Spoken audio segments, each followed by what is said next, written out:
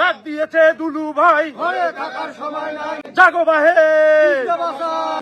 আসলে আপনারা অবগত আছেন যে আমাদের তিস্তা পাড়ের যে আন্দোলনের কর্মসূচিটা সেটা 17 এবং 18 ফেব্রুয়ারি আমাদের প্রাণপ্রিয় অভিভাবক, আমাদের সিংহপুরুষ, লালমনিরহাটের রূপকার, বাংলাদেশ জাতীয়তাবাদী দল বিএনপির রংপুর বিভাগীয় সাংগঠনিক সম্পাদক অধ্যক্ষ আসাদুল হাবিব দুলু মহোদয়ের ঐকান্তিক প্রচেষ্টায় এবং প্রধান সমন্বয়কারী হিসাবে যে লাগাতার কর্মসূচির ঘোষণা দিয়েছেন, তারই ধারাবাহিকতায় আমরা আজকে এই অবস্থান কর্মসূচি পালন করছি।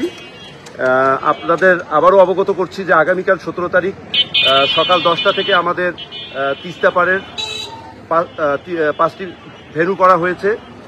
সেই ভেন্যুর মধ্যে আমাদের হাতীবান্ধাতেও একটা ভেন্যু আছে। আপনারা হাতীবান্ধার যে ভেন্যুটা আপনারা অনেকে হয়তো জানেন না, আপনাদের মাধ্যমে আমি মেসেজ দিতে চাই। হাতীবান্ধার ভেন্যুটা আমরা করেছি ঠিক তিস্তা ব্যারেজের পূর্ব দিকে। ওখানে আমাদের হাতীবান্ধার অঙ্গ সংগঠনের সব নেতৃবৃন্দ আমাদের ওখানে অবস্থান ধর্মঘট পালন করবেন।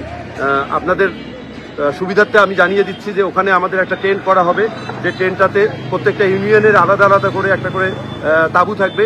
সেই তাঁবুতে আমাদের দিনভর বিভিন্ন ধরনের কর্মসূচি দেওয়া আছে। ওখানে প্লাকার্ড প্রদর্শন, খাওয়া দাওয়া, সাংস্কৃতিক অনুষ্ঠান এবং তিস্তা পাড়ের দুর্দশা মানুষগ্রস্ত যারা আছেন তাদেরকে নিয়েই আমরা আসলে এই প্রোগ্রামটা করব। তাদের সঙ্গে আমরা ওখানে উঠবো, বসবো, কথা বলবো, তাদের সুখ দুঃখের কথা শুনবো। আপনারা জানেন যে তিস্তা 115 কিলোমিটার ব্যাপী যে দুর্দশাটা আমরা বিগত প্রায় 40-50 বছর ধরে দেখে আসছি। তো এটার আসলে কোনো ধরনের সুরাহা কোনো সরকারই করেনি, তারা শুধু টালবাহানা করেছে।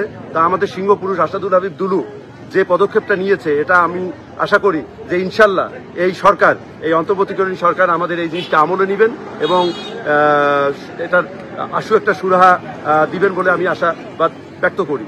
আর সবচেয়ে বড় কথা হচ্ছে যে আপনাদের সবারই অংশগ্রহণ যদি এখানে হয় বহির্বিশ্বে আন্তর্জাতিকভাবে, এবং ভারতের যে নতজানি পররাষ্ট্র নীতি, এইটিকে আমরা দুমড়ে মুচড়ে দিয়ে সারা বিশ্বে আমরা জানিয়ে দিতে চাই যে তিস্তার পাড়ের মানুষরা কখনোই পিছু পা হয়নি। আমরা অনেক কষ্টে এখানে লালন পালন হয়েছি, আমাদের পূর্বপুরুষরা এখানে লালিত হয়েছে, পালিত হয়েছে, কিন্তু কোনো ধরনের কোনো পদক্ষেপ আমরা বিগত দিনেও দেখিনি।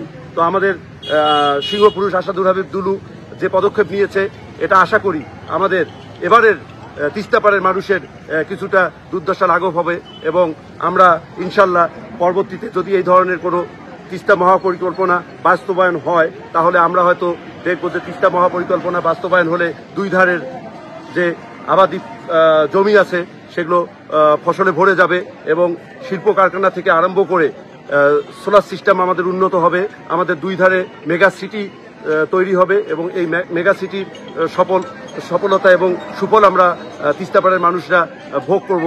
এখন অনেক ধরনের কথা হয়তো আপনারা জানেন যে এই তিস্তা পাড়ে যে মানুষ বলছে যে এই মহাপরিকল্পনা আসলেই সুবিধাটা কোথায়। আসলে মহাপরিকল্পনার সুবিধাটা ওখানেই যেখানে আপনাদের শিল্প কারখানা হয় সেখানেই নগরায়ন হয়, যেখানে বাণিজ্য স্থাপনা হয় সেখানে নগরায়ন হয়। আপনারা জানেন যে এই নগরায়নের ক্ষেত্রে আমাদের এই মহাপরিকল্পনা বাস্তবায়নের ক্ষেত্রে আমাদের সিংহপুরুষ আসাদুল হাবিব দুলু যে কর্মসূচিটা নিয়েছেন, আপনারা, আমার দায়িত্বহীন কণ্ঠে আমি বলছি, আপনারা সবাই দল মত নির্বিশেষে, এটা কোনো দলের নয়, এটা কোনো ধর্মের নয়, এটা আমার নিজস্ব বা আমাদের নিজস্ব কোনো দলীয় কোনো প্রোগ্রাম নয়, এটা তিস্তা পাড়ের মানুষের দলীয় প্রোগ্রাম। আপনারা সবাই স্বতঃস্ফূর্তভাবে কালকে 17 তারিখ এবং 18 তারিখ আপনারা এতদিন হয়তো যেভাবে আসছেন সুখে দুঃখে, আমাদেরকে 2 দিন সময় দিবেন। আমরা যেন এই 2 দিন 17 এবং 18 তারিখ সারা বিশ্বে জানিয়ে দিতে পারি, বাংলাদেশ নয় সারা বিশ্বে জানিয়ে দিতে পারি যে তিস্তার পাড়ের মানুষরা এত কষ্টের মধ্যেও তারা সদা জাগ্রত এবং তারা এই আন্দোলনকে সফল করার জন্য, বেগবান করার জন্য সারা দিন পরিশ্রম করে, 2 দিন পরিশ্রম করে এই প্রোগ্রামটাকে সাফল্যমণ্ডিত করবে। আমি সবাইকে উদ্যত্ত আহ্বান জানাচ্ছি, সবাই যেন আমাদের এই প্রোগ্রামে শরিক হন। আপনারা আপনাদের আশেপাশে, আপনাদের যেখানে যে আছেন, আপনাদের আত্মীয় স্বজন আশেপাশে যারা আছেন, আপনাদের ময়মুরব্বী যারা আছেন, সবাইকে নিয়ে আপনারা আগামীকাল 2 দিন, আমরা লাগাতার 2 মাস ধরে কষ্ট করছি, আপনারা 2 দিন আমাদেরকে সময় দিবেন, আমরা যেন আপনাদেরকে নিয়ে এই আন্দোলন বেগবান করতে পারি, সারা বিশ্বে জানিয়ে দিতে পারি। তার সবশেষে আমি যারা এখানে উপস্থিত হয়েছেন সবাইকে সাধুবাদ জানাচ্ছি। আপনারা এই অবস্থান কর্মসূচিতে আমাদেরকে সহযোগিতা করেছেন এবং আমাদের এই অবস্থান কর্মসূচিতে সহমত পোষণ করছেন। এই জন্য আমি আমাদের সবার পক্ষ থেকে আপনাদেরকে ধন্যবাদ জানিয়ে আমি আমার এই অবস্থান কর্মসূচি আজকের জন্য এখানেই শেষ করলাম।